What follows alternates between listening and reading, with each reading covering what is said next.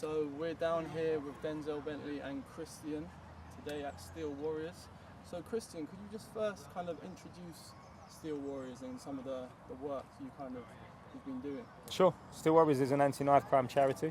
We've been going since 2017. This is our first gym behind us.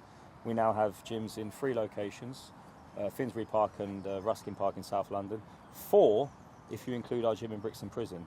And what Steel Warriors is about is very much transforming a negative into a positive. If you think that our process involves the transformation of a knife into a pull-up bar, then you begin to understand actually what our work involves and why it's so important for us to be creating safe spaces for young people to ultimately train within.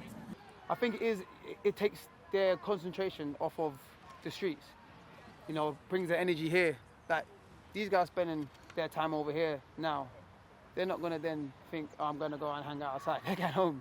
They've had their part of fun. Like they've had their fair share of exercise. Like you said, it's free. They've come here, they've worked out. They ain't got to do unnecessary things to find money to find membership for a gym. They're out here. They're working out. It's free. It's all body related. Boxing as well. You walk into a gym, walk into an amateur gym. A lot of them are free or close to nothing. You know, to take part in a session. You know, our gyms are free to use, and we believe that fitness shouldn't be a privilege. And so over time, what's happened with Steel Warriors is become more of an opportunity platform. You know, we're kind of sport agnostic in a way. So obviously we run community sessions to teach people the basics, but over time, you know, we've created a community that is very much interested in each other's self-development. And that community involves people with experience from different sporting backgrounds. And so what we're proving is that calisthenics is a great entry point for young people, irrespective of what their sporting preferences might actually be. So boxing, Steel Warriors, calisthenics feels like, you know, the right platform to educate people about how to ultimately stay fit. I think what they're doing is incredible. I mean, I didn't know they made all these bars out of knives. That's not a life they've collected, especially to have like 3 or 4 gyms, you know, around the country. I mean, my experience of knife crime, it wasn't the best. I've lost a few friends to knife crime. A lot of my friends growing up were stabbed. You make decisions. Do I leave my house with a knife, or because I don't feel safe, or do I try and find an establishment like this that I can join where I do feel safe and I do feel like, you know, I can spend a lot of time here and I ain't got to be hiding indoors or hiding away from anything. So, you know, our gyms are made of melted knives, and our gyms, frankly, shouldn't exist. But the fact that they do, as I say, gives people an opportunity to make choices in life. If you give someone an opportunity to do something good with their life and spend their time positively, that's less time being able to spend it doing, you know, something like bad, basically. So Denzel, you're headlining at your call against Danny Bignell. yeah. We've heard that you sparred. You've had quite a few sparring sessions Yeah, we have. in the past. How did they go? Who would you say got the better of those?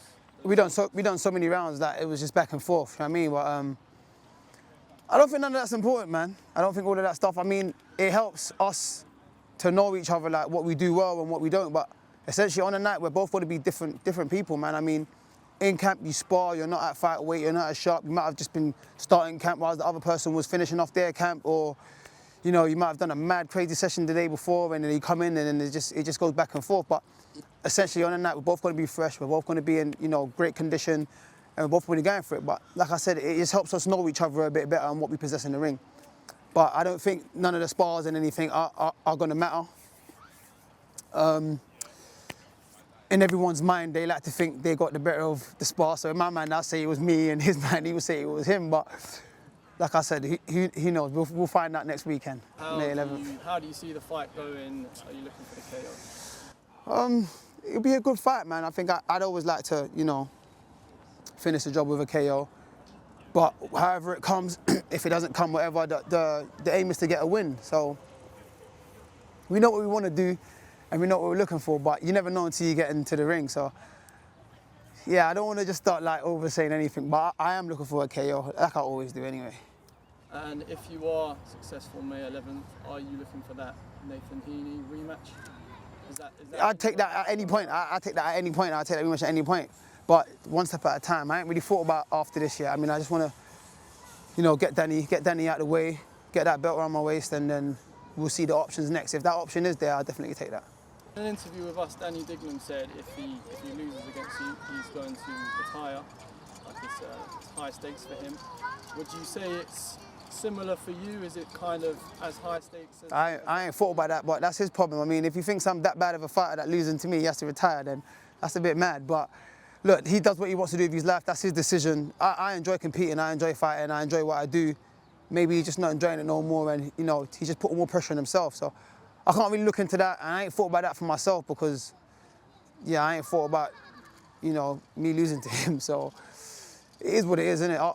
After the fight, let's say May 12th, we'll see where we go and what we do. A few other things going on in the middleweight scene. Yeah. Obviously, Hamza Shiraz versus Ammo Williams. Hamza's a guy that you've been touted to fight in the past. Yeah. How do you think that fight will go? Do you think Hamza will win? And do you still have your eyes on Hamza as a potential? I think that's a good fight. I've sparred both of them a long time ago, but I've sparred both of them like numerous of times. And Hamza's got a nice shape about him. He's improved a lot since then as well. He's got a nice jab. He holds his shape well. But Ammo can punch. Like Ammo can really punch. His power's real. So I think it's just going to come down to if Hamza can take Ammo's power. If he can, then he might scrape through a win. But if not, then he's in trouble. But essentially, I think because it's Queensberry versus Matchroom, I'm gonna be Team Hamza for this one because we want the Queensberry stable to do better than the Matchroom stable. Chris Eubank Jr. He's just recently become a free agent. Yeah. It looks as though he's going to be looking for some fights in the summer. If you kind of got the call to fight Chris Eubank Jr. 100%. Would you be up for that? 100%. If I got the call to fight Chris Eubank Jr., I'll be up for that 100%, man. Yeah. And what do you make of that fight? How do you think that goes? I'll be trying to knock him out. No, it'll be a good fight, man. Eubank is a good fighter, you know, relentless. Throws loads of punches, but he did show in his last fight that, you know, he can box a little bit, but, you know, stars make fights, and I would enjoy that fight because of the type of fight I think it will be. So, yeah, I'll be happy to take that. I think I win. 5v5, Yeah. June 1st. Do you think Queensberry has the edge over Matchroom? I think it's a good fight. I mean, I think it's a good card. Sorry, every fight on there is a good fight, competitive fight. I think the main fight that I'm not really sure how it's going is Wilder and Zhang. I mean, the last two versions of them we've seen have been like pretty poor.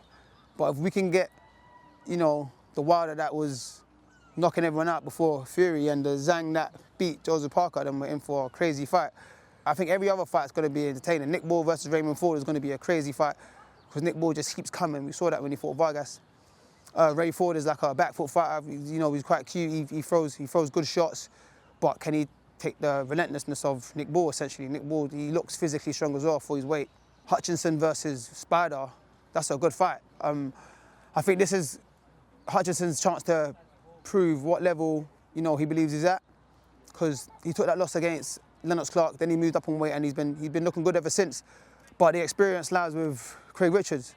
I think Craig Richards has had experience, he's fought a better position, and he's probably going to go into this fight comfortable that he's going to win. So Willie Hutchinson has to really, you know, he has to really dig deep to pull out this win and prove that, you know what I'm saying, he's a light heavyweight to be reckoned with. Dubois and Hrgovic is also a good fight, man. I mean, two powerhouses. I mean, like, Dan's grown into a man now, and he proved in his last fight that he's not a quitter. When everyone thought he was looking for a way out, he dug deep and kind of, you know, fought against his own mind, like he's not going to quit, and he came out with a win. So that's going to be a good fight too.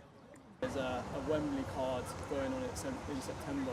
Are you targeting that? Is that in your mind? I mean, I'm interested in them. If I get the call up, then I'll definitely be there. But essentially, I got to handle business May 11th. I got to be on point. I got to win this fight well, and then, you know, hopefully I'm considered to be on some of these cards, because, listen, I'd love to be in that kind of mix, you know, the exposure that these cards are getting and the level of competition it is, and it's fun, it looks fun, so I want to be a part of it. And you've obviously fought some top opposition in your career, but if you could have 3 dream fights for the rest of your career, who would they be? Cash, Janabek and Heaney, all the rematches, I need to make them right. Yeah.